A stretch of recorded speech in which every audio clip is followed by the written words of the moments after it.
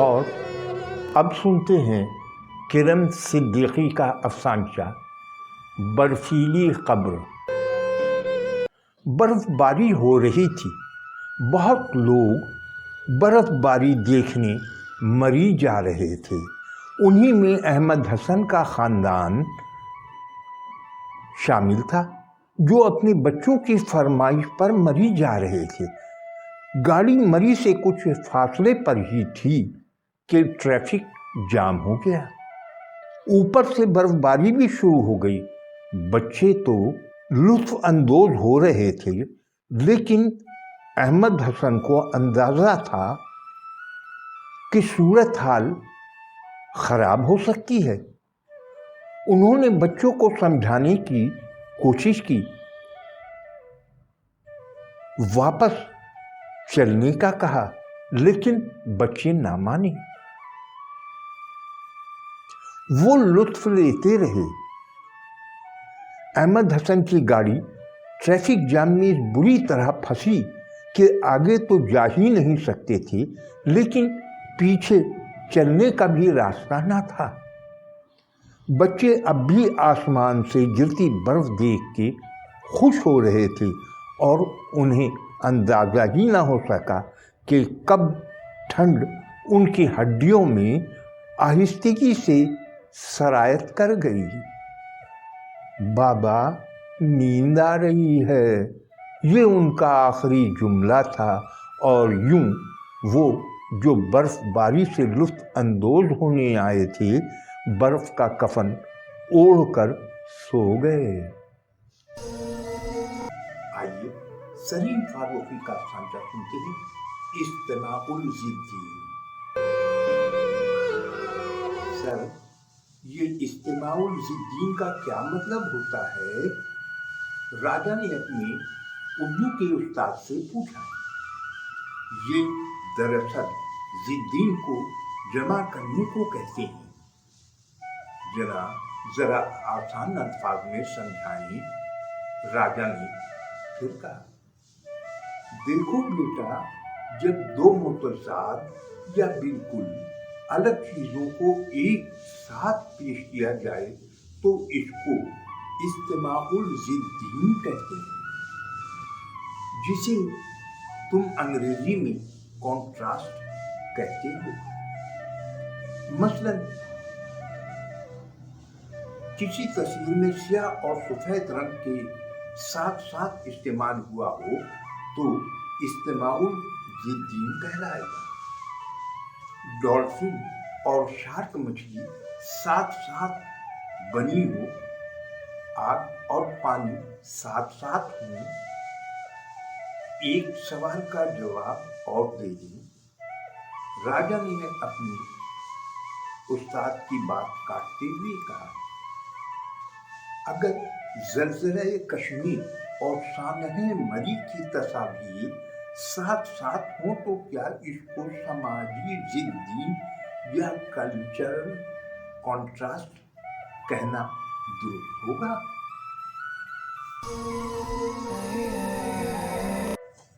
آئیے اب سنتے ہیں عارف مجید عارف کا افسانچہ مجرم کون۔ مقامی انتظامیہ کی اطلاع کے باوجود کہ گنجائش سے زائد گاڑیاں آ چکی ہیں، مزید گاڑیاں باہر روک لی جائیں، پھر بھی وہاں جانے والے راستے کھلے رہے اور راستے میں برف باری میں پھنس کر لوگ ہلاک ہوئے، اس کا ذمہ دار کون ہے؟ نجی چینل پر خبر چل رہی تھی، ایک معروف سیاسی رہنما خبریں دیکھ رہا تھا۔ وہ جوڑ توڑ کا ماہر تھا، اسی لیے کنگ میکر کہلاتا تھا۔ اس تفریحی مقام پر اس کے کئی ہوٹل تھے۔ خبریں دیکھ کر وہ بڑبڑایا، مجھے بروقت سوجھی، ورنہ راستے بند ہو جاتے اور سیزن خراب ہو جاتا۔ پورے سال کی کمائی اس ایک سیزن میں ہوتی ہے، جس کا وقت آ جائے اسے مرنا ہی ہے۔ اللہ تعالیٰ مغفرت فرمائے، اور اس نے ٹی وی بند کر دیا۔ اور اب سنتے ہیں ارشد علی ارشد کا افسانہ میسیج، آخری میسیج۔ وقت رخصت ماں نے اسے کہا تھا، بیٹا اپنا خیال رکھنا اور دل زیادہ نہ لگانا، جلدی لوٹ آنا، ورنہ میں سولی پر لٹکی رہوں گی۔ اس نے ماں کو گلے لگایا، تسلی دی اور دوستوں کے ہمراہ مری کی دلفریب نظاروں میں اتر گیا۔ وہ خوش تھے، سارے دوست خوش تھے، زندگی کا باغپن ان کی عمروں سے لے کر منازل تک سب میں واضح تھا۔ گاڑی مدھم رفتار سے راستوں کے نشیب و فراز پار کر رہی تھی۔ اس نے ایک مسکراتے ہوئے سیلفی بنائی۔ زندگی سے بھرپور مسکراہٹ کے ساتھ لی گئی سیلفی کو ماں کے واٹس ایپ پر بھیجی، اور ساتھ ہی اس نے میسج ریکارڈ کیا، ماں جی آپ کے پیار کی طرح بہت پیارا موسم اور دل فریب مناظر ہیں، کاش آپ بھی میرے ساتھ ہوتی۔ میسج بھیجنے کے بعد وہ اسکرین کو دیکھتا رہا، لہجہ بھر ہی اسے جواب موصول ہوا۔ اس نے فوراً میسج کھول کر سنا، بیٹا تجھے خوش دیکھ کر اب جی چاہ رہا ہے کہ تیرے ساتھ ہوتی تاکہ تیری بلائیں اتارتی، اپنا بہت خیال رکھنا۔ وہ ماں کا میسج سن کر مسکرا دیا۔ رفتہ رفتہ روڈ پر گاڑیاں بڑھنے لگی۔ ان کی گاڑی بھی جام ٹریفک کا حصہ بن گئی۔ آسمان سے برف باری شروع ہو گئی تو انہوں نے ہیٹر لگا دیا۔ ابتدا میں وہ برف باری سے محظوظ ہوتے رہے۔ وہ لا علم تھے کہ دھیرے دھیرے غیر محسوس طریقے سے موت ان کی طرف بڑھ رہی ہے۔ انہیں پتہ ہی نہ چلا اور گاڑی برف میں دھنس گئی۔ دروازے شیشے سب جام ہو چکے تھے۔ گھٹتے ہوئے دم کے ساتھ ماں کو آخری میسیج بھیجا، اچھا ہوا ماں آپ میرے ساتھ نہ تھیں۔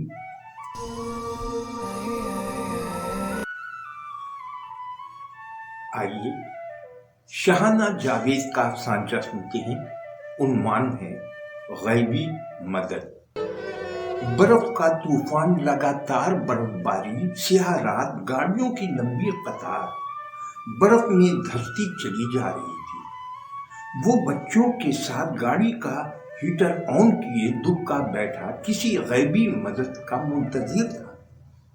اتنے میں بیٹی نے نیم غنودگی میں کہا، بابا اب میں کبھی بھی برف باری دیکھنے کی ضد نہیں کروں گی، میں سردی سے مری جا رہی ہوں۔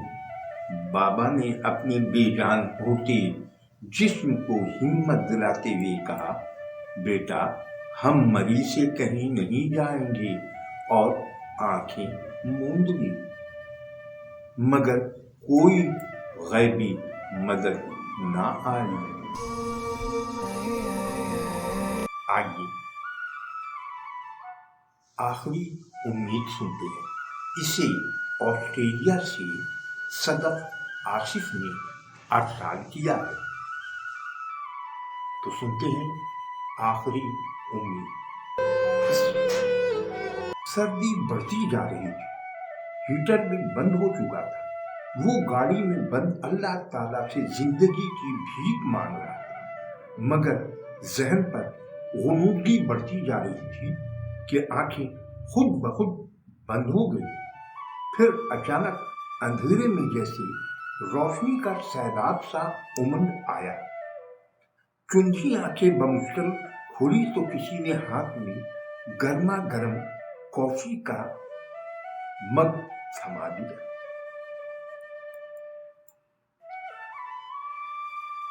दूसरा घूंट भरते हुए जिंदगी की हरारत खुद में दौड़ती हुई महसूस की। गौर से देखा तो सयाहों की इमदाद के लिए पाक फौज के जवान बड़े दिल जमई से खिदमत में मशगूल थे।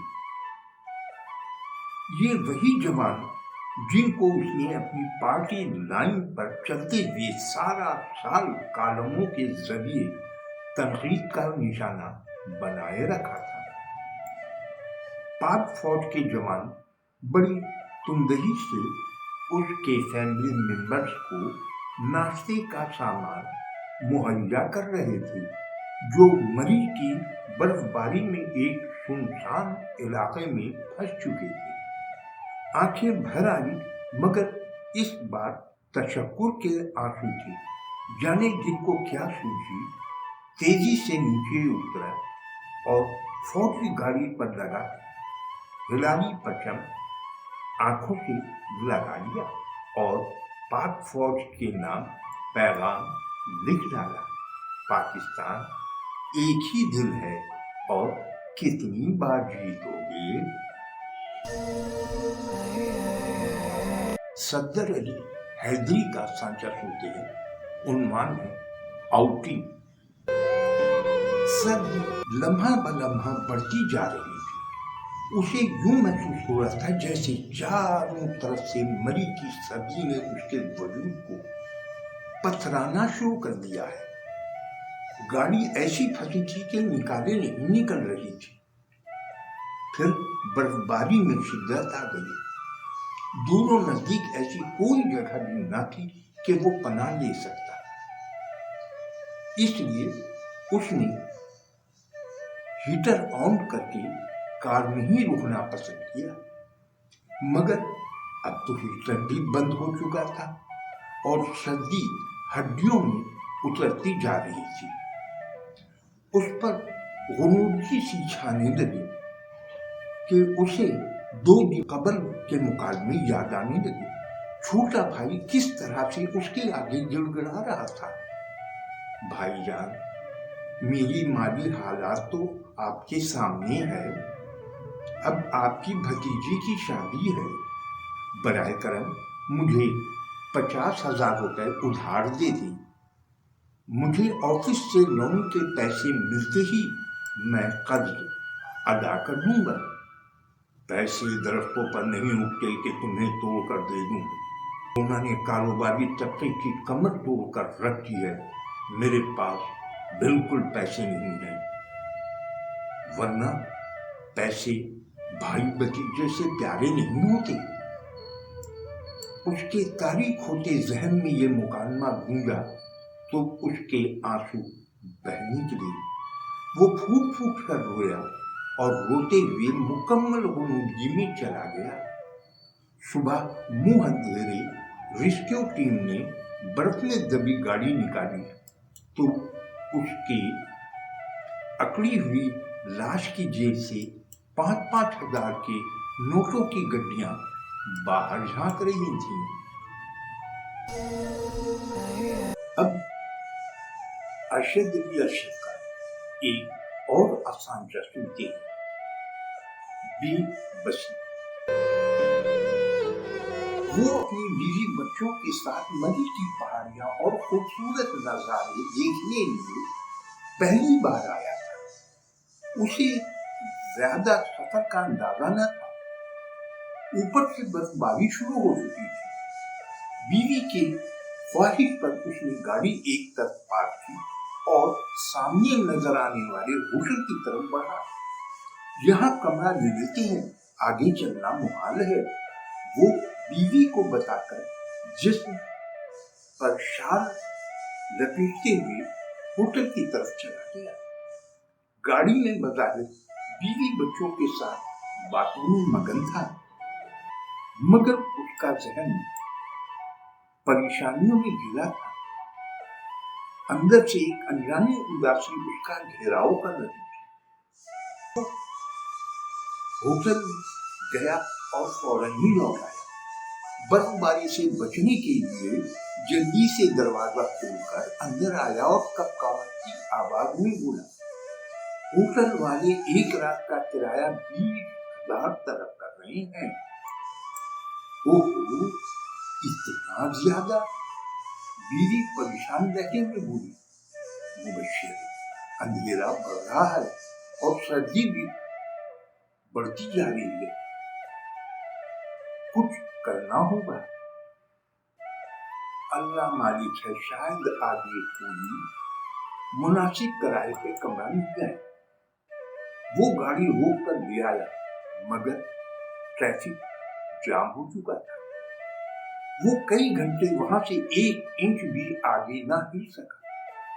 हालात को मद्देनजर रखते हुए उन्होंने गाड़ी में ही हीटर ऑन किया और बच्चों पर कंबल डालते हुए सो गए। बाहर बर्फबारी होती रही और 4 जिंदगी की सांसें गिनती रही। सुबह रेस्क्यू कामला उनकी गाड़ी से बर्फ हटा रहा था। करीबी होटल का मालिक तासुफ से बोला, हमारे होटल में 5 कमरे खाली थे, काश कोई होटल का रुख कर देता। यकीन करे सर, मैं उसे बहुत कम किराए में दे देता। अभी जनाब, मौत का दिन मुअय्यन है, जब आती है इंसान की अक्ल पर पर्दे पड़ जाते हैं। रेस्क्यू ऑफिसर ने अमले की मदद से मुबश्शिर की लाश स्ट्रेचर पर डालते ही जवाब दिया। उधर होटल का मालिक कानों को हाथ लगाकर तौबा तौबा का विर्द किए जा रहा।